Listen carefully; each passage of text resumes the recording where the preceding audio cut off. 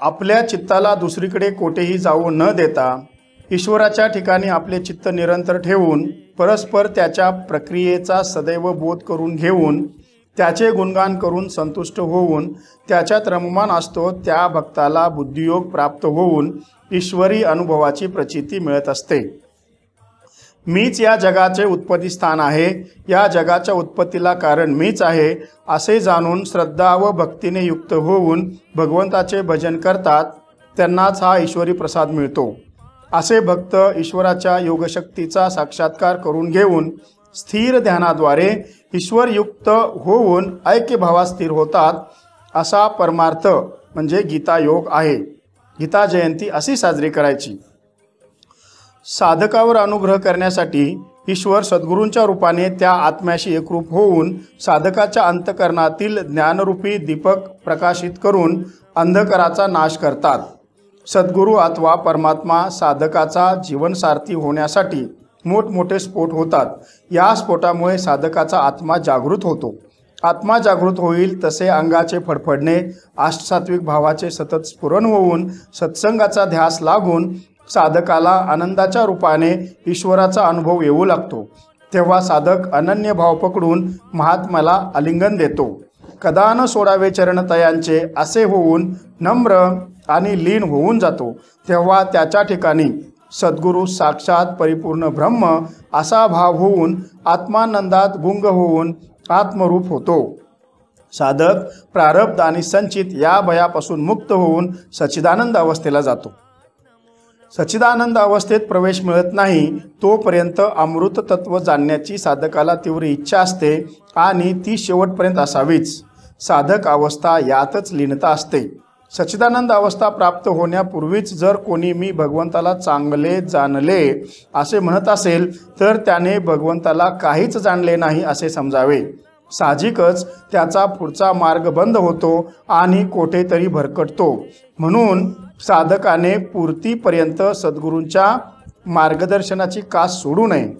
11वा रुद्र म्हणजे शंकर, शंकर म्हणजे शंक अधिक अर म्हणजे शंकेचे निवारण करणारा। कोण मग ते? सद्गुरू वाचून शंकेचे निवारण कोण करणार? मेरू शिखर गाठेपर्यंत त्यांची कास सोडू नये। कर्माचा भागत्याग करता येतो म्हणजे कार्तिक। कार्तिक एकादशी घडण्याची आणि योग साधनेची उच्च पातळी म्हणजे शिखर। शिखर गाठल्यावर मग परमेश्वराशी समोरासमोर बोलता येतं। गायत्री मंत्र म्हणजे असा काही मंत्र नाही की ते वाचून किंवा म्हणून मुक्ती प्राप्त होते। तो एक समर्पणात्मक भाव आहे। 3 वेळा तत्वापासून विचलित झाले, त्याचा पश्चाताप झाला, त्यावेळी विश्वामित्र स्वतःला इष्टदेवाला समर्पण करताना त्यांच्याकडून जे शब्द बाहेर पडले तो गायत्री मंत्र। ओम भूर्भुवस्वः तत्सवितुर्वरेण्यं भर्गो देवस्य धीमहि धियो यो न प्रचोदयात असे समर्पण भावनेतून म्हटले आहे। आज समर्पणाचा भाव नसताना केवळ तोंडाने म्हणत असतो। खरोखर समर्पणाचा भाव असेल तर तोंडाने म्हणायची गरज नाही, फक्त भावाचीच नोंद होते, शब्दाची नोंद होत नाही। भगवंत विभूती योग मध्ये सांगतात, द्यूतामध्ये कपटाचरण करण्याचे कपट मी आहे। मग कपट कारस्थान करून लोकांना फसवावे का? नाही, तर ही प्रकृती म्हणजे जुगार आहे, ती फसवणारी आहे। या प्रकृतीच्या द्वंद्वातून बाहेर निघण्यासाठी दिखाऊपणा सोडून लपून छपून गुप्त रूपाने प्रकृतीला फसवून भजन करणे म्हणजे कपट। अज्ञानी अडाणी सामान्यहून सामान्य आहोत असे दाखवून लपून छपून भजन करायचं असतं।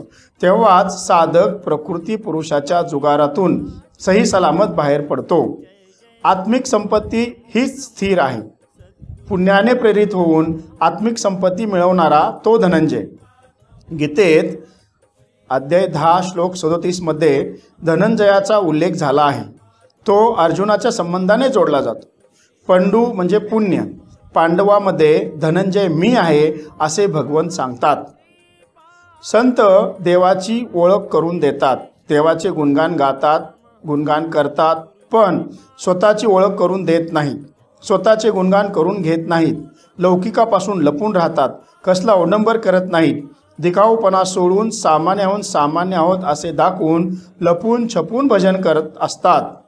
लपून छपून गुप्त रूपाने प्रकृतीला फसवून भजन करत असतात। म्हणून प्रकृती पुरुषाच्या जुगारात कपट कारस्थान करून ते प्रकृतीपासून अलिप्त असतात।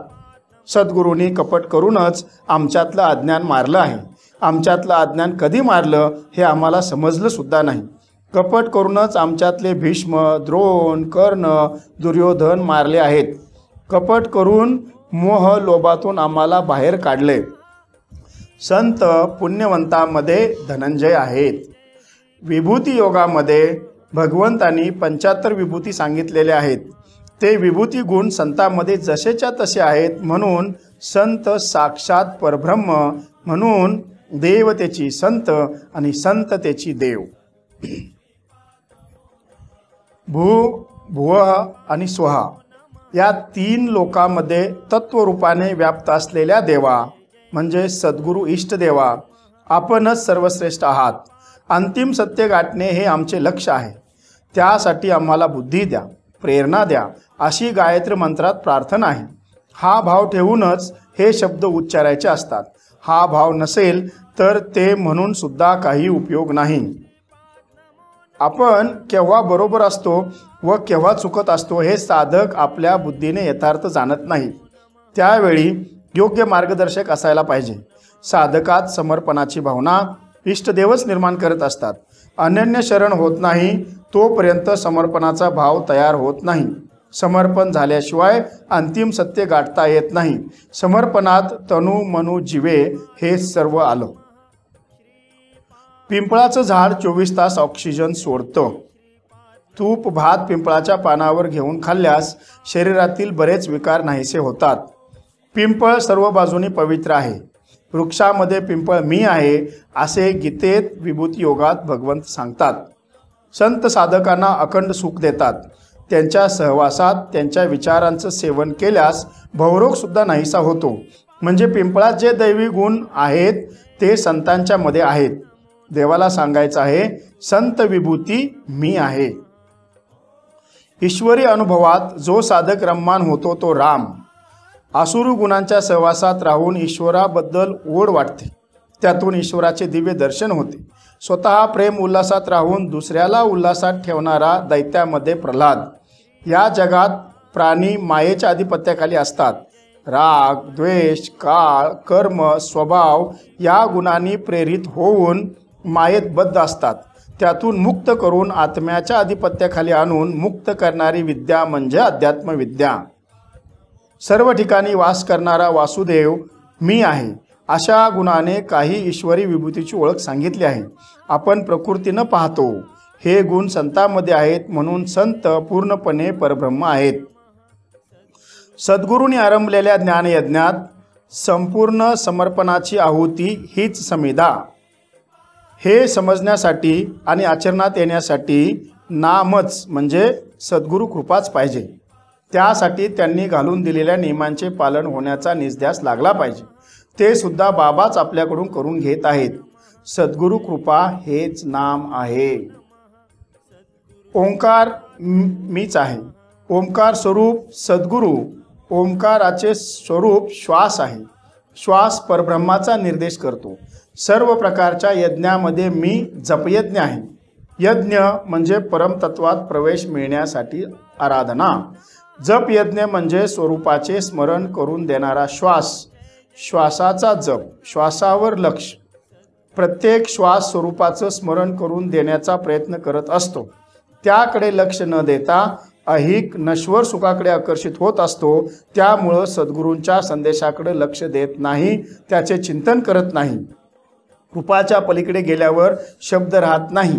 जेव्हा श्वास यज्ञाच्या श्रेणीत येतो तेव्हा नाम वाणीने जपलं जात नाही, परंतु श्वासामध्ये भावाच्या रूपानं नाम जागृत असतं। या यज्ञात तो श्वास म्हणजे ओंकाराचे स्वरूप ईश्वर विभूती आहे। आता विचार करा, जरा इकडे लक्ष द्या। देव कोण आहे? देव कोठे आहे? देव कसा आहे? जोपर्यंत प्रापंचिक ओढ कमी होत नाही तोपर्यंत इकडे लक्ष लागणार नाही। इकडे लक्ष लागत नाही तोपर्यंत सर्व पालत्या घागरीवर पाणी। जन्मा आला रेडा, पाणी भरून भरून मेला. जो साधक तत्वासंबंधी धूसर आहे, निश्चयाबाबत साशंक आहे, समर्पणाचा भाव कमकुवत आहे, काम, क्रोध, लोभ, मद आणि मत्सर याने बरबटलेला आहे, ज्ञानाग्नी मंद झालेला आहे, साधनेचे ढोंग करतोय, अवडंबर करतोय, अशा परिस्थितीला दक्षिणायन म्हटलेलं आहे. दक्षिणायनात ध्येय ठेवला तर नरकात जातोय, जन्म मरणाच्या फेऱ्यात अडकतोय. ज्या साधकाचा तत्वासंबंधी भाव स्वच्छ आहे, निश्चय पक्का आहे, तत्वाचा पुजारीने होणं अनन्य समर्पण झालेले आहे, ईश्वराशी अनन्य भाव झाला आहे, अशा स्थितीत म्हणजे उत्तरायण. उत्तरायणात ध्येय ठेवतो तो तत्वात विलीन होतो. आता दक्षिणायन उत्तरायण हे कॅलेंडरवरील तारखेनुसार ठरवू नका, अन्यथा घोटाळा होईल. जे घडतं ते सर्व ईश्वरी साक्षात्कार मानून जो साधक या साक्षात्कारातून परमात्म्याला जाणतो तो वेद अध्ययन, यज्ञ, तपश्चर्या, दान याच्यामध्ये जे जे पुण्यकारक फल सांगितले आहे त्या सर्वाच्या पलीकडचं फल त्याला प्राप्त होऊन परमपदाला जाऊन पोचतो. जेथे शून्य गुरुत्वाकर्षण आहे तेथील वस्तूला वजन शून्य असतं. अवकाशातील सर्व ग्रह तारे शून्य गुरुत्वाकर्षणावर आहेत, म्हणजे ग्रह तारे उपग्रहांना शून्य अवकाशात वजन नसते, ते भारहीन अवकाशात स्थिर आहेत. हे कसं काय कान्होबाचं नवल आहे? समजतंय काय? तर सेंट्रिपिटल फोर्समुळे हे सर्व भगवंतानं नवल केलंय. व्यापक होऊन शेष भारावर ग्रह तारे उपग्रह नियंत्रित आहेत. ईश्वराच्या शेष भागाला शेष नारायण म्हणतात. नारायणाची शेष शक्ती सर्पाच्या वेटोळ्याप्रमाणे आहे. ईश्वराच्या त्या शक्तीला सर्व ग्रह लपेटले आहेत. त्या शक्तीला शेषनाग म्हटले आहे. कर्माचं ओझं शून्य वाटतं त्यावेळी प्रारब्ध शून्य झालेलं असतं. प्रारब्ध शून्य होतं तेव्हा साधकाकडून विश्वकल्याणाचे कार्य घडायला लागतं. आकाशातील ग्रह तारे, चंद्र, सूर्य यांच्या नावावर प्रारब्ध काही शिल्लक नसतं, म्हणून त्यांच्याकडून विश्वकल्याणाचे कार्य होत आहे. ज्यांच्याकडून विश्वकल्याणाचे कार्य होत असतं ते शेष शक्तीशी लपेटून राहून शेष नारायण तयार होतो. भगवंताने रूपाला प्रतीक करून रूपाचा आधार घेऊन स्वरूपावर गीता सांगितली आहे, पण आपण फक्त रूपावरच चाललोय. रूपावरून स्वरूपात जावावं ही श्रींची इच्छा म्हणजे अपेक्षा आहे. आपण त्यांची अपेक्षा भंग करत आहोत हे लक्षात येत नाही. हेच मोठं दुर्दैव आहे. सामान्य माणसं ईश्वराला पाहतात पण ते ईश्वराला जाणू शकत नाहीत, म्हणून ते साधक अज्ञानी. साधक योगी ईश्वराला पाहू शकतात आणि जाणूही शकतात, म्हणून ते ज्ञानी. ज्ञानाला भौतिक आणि ऐहिक सुखाची लालसा नसते, म्हणून सद्गुरू साधकाला स्थिर संपत्ती आणि राजयोग देऊ इच्छितात. तो साधकाने स्वीकारावा, त्यातच त्याचं भलं आहे. यश अपयश, जय विजय दोन्ही सद्गुरूंची देणगीच समजावी, तरच त्याला ब्रह्मानंद प्राप्त होईल. संसार दुःखाच्या संयोग वियोगापासून अलिप्त असणाऱ्या सुखाला किंवा अत्यंत परमोच्च सुखाशी मिलन म्हणजे योग. हा परमेश्वर प्राप्तिरूप लाभ म्हणजे परमोच्च शांती. तिचा लाभ झाल्यावर तिच्याहून दुसरा लाभ श्रेष्ठ वाटत नाही. तो साधक भगवत प्राप्तीच्या सुखामध्ये स्थिर होतो. त्यानंतर कितीही मोठे दुःख समोर आलं तर तो डगमगत नाही, कारण त्या सुख दुःख इत्यादीचे भान ठेवणारे चित्तच तेथे नसते, कारण त्यांच्यात परमात्मा विलीन झालेला असतो. हरिओम हरिओम. जय हरी. भगवत भाव पारायण प्रकरण 2 या ठिकाणी समाप्त झालं. पुंडलिक वरदा हरी विठ्ठल, श्री ज्ञानदेव तुकाराम, पंढरीनाथ भगवान की, माऊली ज्ञानेश्वर महाराज की जय. सच्चिदानंद श्रीपाद बाबान की जय. सच्चिदानंद रामदास बाबान की जय. सर्व साधु संतान अवधूत चिंतनम श्री गुरुदेव दत्त गोपाल कृष्ण भगवान की जय.